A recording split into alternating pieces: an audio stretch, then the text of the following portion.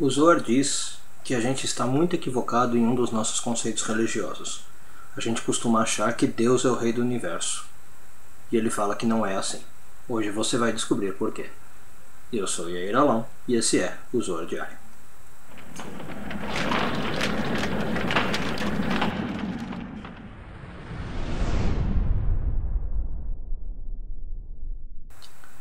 Essa semana continuamos lendo a porção de Kitetse. Hoje vamos focar nos parágrafos 4 e 5 do Zohar, onde o Zohar fala uma coisa muito chocante para nós, mas que a gente tem que entender.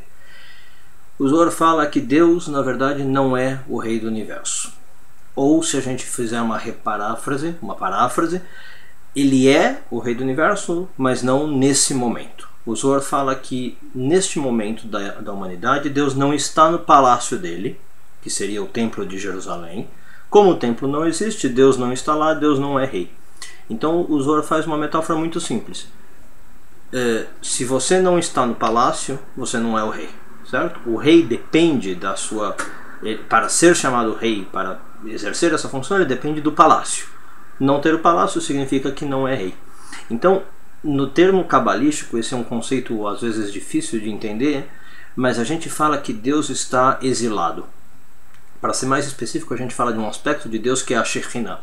A Shekhinah, ela está exilada, ela não está no lugar onde ela deve estar, e portanto Deus está, por assim dizer, limitado. Ele não está com seus poderes reais. É claro que na essência ele é um rei. Ele criou tudo, ele é o rei. Mas é como se ele estivesse fora da sua terra, fora do seu país, fora do seu palácio, então ele não consegue exercer muita coisa. Esse conceito pode parecer chocante, como eu falei, mas ele explica coisas muito claras e muito óbvias para Kabbalah. E uma delas é, que eu queria trazer, uma que eu ouço muita gente perguntar, que é a seguinte: por que que Deus, se Deus existe, né, por que que Deus permite que o mundo tenha tanta dor, tanto sofrimento, tanta tristeza, tanta pobreza, a existência do mal? Essa pergunta pode ser feita de vários modos, né? Se Deus existe, por que que a gente vê o mundo ao redor no estado que a gente vê? Né? Deus não deveria, sei lá, interferir, fazer alguma coisa? Se Deus é bondade, o nosso mundo não deveria ser mais de amor? A Kabbalah diz: Deus não consegue fazer nada. Nós vivemos num mundo onde Deus é limitado. Nós vivemos num mundo onde Deus não tem poder de ação, por vários motivos. O primeiro deles é, como a Kabbalah ensina, por causa do nosso livre-arbítrio. Né?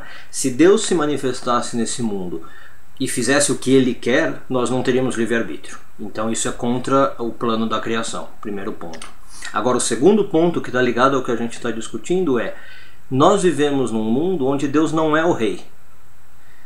Nós estamos numa situação, o universo, o ponto da história, entenda como você quiser, em que Deus não está no palácio. Deus não está conseguindo dar as ordens dele.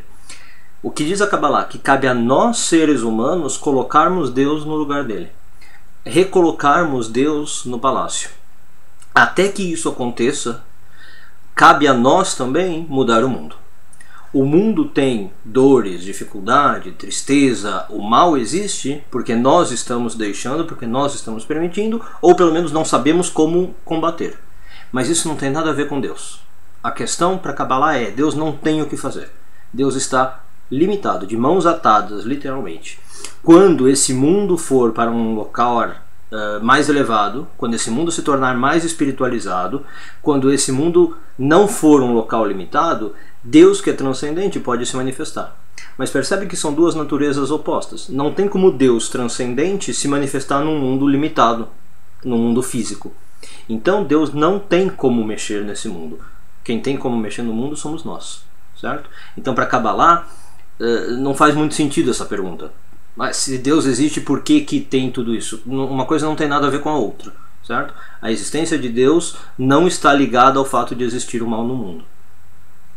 Um bom dia a todos.